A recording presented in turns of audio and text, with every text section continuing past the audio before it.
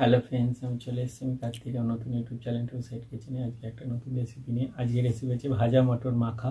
সেটা বানাতে কী কী উপকরণ লাগে আসুন দেখাই। তার আগে একটা কথা বলে দিই, আমার চ্যানেলে নিজস্ব ভিডিও ছাড়া আছে, আপনাদের যদি ভালো লেগে থাকে অবশ্যই লাইক কমেন্ট শেয়ার করবেন, বেশি বেশি করে শেয়ার করবেন।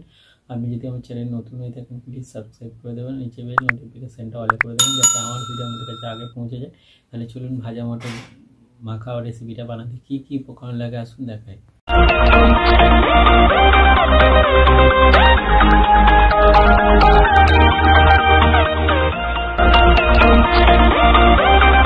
চলুন তাহলে ভাজা মটরের মাখা রেসিপিটা বানানোর জন্য কী কী উপকরণ লাগে দেখিয়ে দেবো। তার আগে একটা কথা বলে দিই, ভিডিওটা প্রথম থেকে শেষ অবধি দেখার অনুরোধ রইল। তাহলে চলুন রেসিপিটা শুরু করি।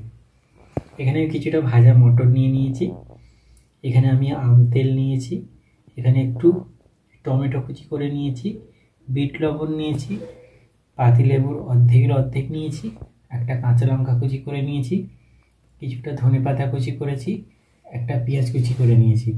তাহলে চলুন রেসিপিটা শুরু করি। এবার ভাজা মটরটা আমি মেখে নেবো। তো এই বাটির মধ্যে মটরটা দিয়ে দেবো, পেঁয়াজ কুচিটা দিয়ে দেবো, ধনেপাতা কুচিটা দিয়ে দেবো, টমেটো কুচিটা দিয়ে দেবো, কাঁচা লঙ্কা কুচিটা দিয়ে দেবো, বিট লবণ দিয়ে দেবো, পাতিলেবুর রসটা দিয়ে দেবো, ভালো করে মেখে নেবো। এই উপকরণগুলো সব কিছু দিয়ে মেখে নিয়েছি। এবার আম তেলটা একটু দিয়ে দেবো, আম তেলটা দিয়ে দিয়েছি, একটু ভালো করে মেখে নেব। দেখুন আমার ভাজা মটর মাখা রেসিপিটা রেডি হয়ে গেছে।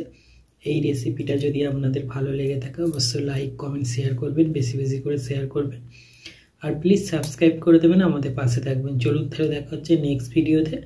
এরকম নিত্য নতুন ভিডিও পাওয়ার জন্য আমাদের চ্যানেলটাকে অবশ্যই সাবস্ক্রাইব করবেন, আমাদের পাশে থাকবেন। চলুন তাহলে দেখা হচ্ছে নেক্সট ভিডিওতে।